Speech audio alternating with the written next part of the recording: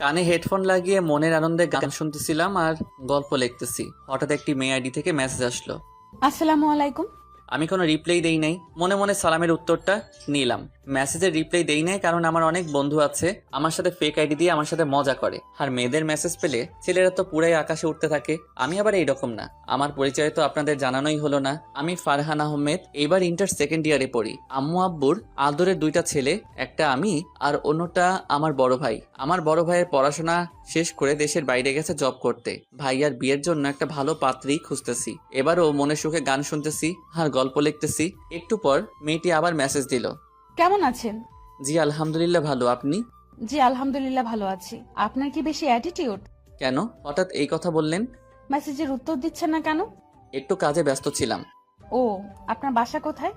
রাস্তার সাথে। আর আপনার? ঢাকা। মজা করেন না, বলেন। আমার মজা করতে ভালোই লাগে। ও মা, তাই? হুম।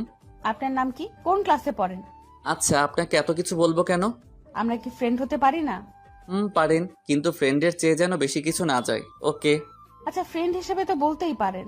আমার নাম ফারহান আহমেদ। আর আপনার? আপনার নামটা তো অনেক সুন্দর। আর পাম দিতে হবে না। এবার বলেন আপনার নাম কি? আমার নাম জান্নাত। মেয়েটির নাম তো অনেক সুন্দর, বললে কি বিশ্বাস করবে? আচ্ছা বলি, আপনার নাম তো অনেক সুন্দর, মাশাআল্লাহ। হুম, সবাই বলে। তা আপনি কোন ক্লাসে পড়েন? ক্লাস 2-এ। দেখেন, মিথ্যা কথা বলবেন না, মিথ্যা বলা পাপ। আচ্ছা, আমি ইন্টার দ্বিতীয় বর্ষে পড়ি। আপনি কোন ক্লাসে পড়েন? অনার্সে পড়ি। আপনার বাসার সবাই কেমন আছে? জি আলহামদুলিল্লাহ সবাই ভালো। আপনার? জি আলহামদুলিল্লাহ ভালো। আপনার বাসা কোথায় বললেন না তো? নারায়ণগঞ্জ। ও, একটা কথা বলি। বলেন। আপনার গল্পগুলো অনেক ভালো। থ্যাংক ইউ আপু। ওই মিয়া, আপু বলেন কেন? ভালো লাগে, আর আপনি তো আমার বড়। এত ভালো লাগতে হবে না। আমি আপনার বড় তো কি হয়েছে, বড় হইলেই কি আপু বলতে হবে নাকি? বলতে হবে তো, না হলে আবার লোকে বলবে আমি খারাপ। খারাপ বলুক, তবু আমাকে আপু বলবেন না, ওকে? কেন, আপু বললে কি হবে? আপু। বলছি আপু বলতেন না, তো আপু বলবেন না, বুঝছেন? আর একবার যদি আপু বলেন তাহলে তাহলে কি আপু? যান, আপনার সাথে কথা বলবো না। ওকে, না বললেন। আল্লাহ হাফেজ, ভালো থাকেন। ওই ওই, ফারহান, জি বলেন আপু।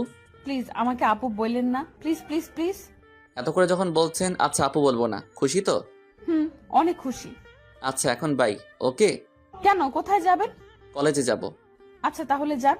তারপর আমি রেডি হয়ে নাস্তা খেয়ে কলেজে গেলাম। কলেজে গিয়ে বন্ধুদের সাথে আড্ডা দিয়ে ক্লাসে গেলাম। ফারহান, একটা জিনিস নোটিস করছিস? কি জিনিস বন্ধু? ইয়াসমিন তো এদিক তাকিয়ে থাকে। যা, কি বলিস? কোথায় আমি আর কোথায় ইয়াসমিন? ইয়াসমিন হলো আমাদের কলেজের প্রিন্সিপালের মেয়ে, আর আমাদের মাত্র নারায়ণগঞ্জে একটা বাসা, আর তাদের প্রতিটা জেলায় জেলায় আমাদের চাইতে বড় বড় 2-3টা বাসা আছে। ওদের সাথে আমাদের যাই বলেন। কি ভাবছিস রে? কিছু না, স্যার আসছে, কথা বলিস না। সবার পিছনে বসছি, একটু মজা করব বন্ধুদের সাথে। মেয়েদের এদিক থেকে কে যেন শীষ দিচ্ছে। এই, কে শেষ দিছে? আর একবার যদি পাই তাহলে খবর আছে। এই স্যারের ক্লাসটা ভালো লাগে তাই মনোযোগ দিয়ে শুনতেছি। হঠাৎ আবার কে যেন শীষ দিল। এই, কে শেষ দিছে রে? স্যার, ফারহান শীষ দিচ্ছে, আমি দেখছি। আমি তো শুনে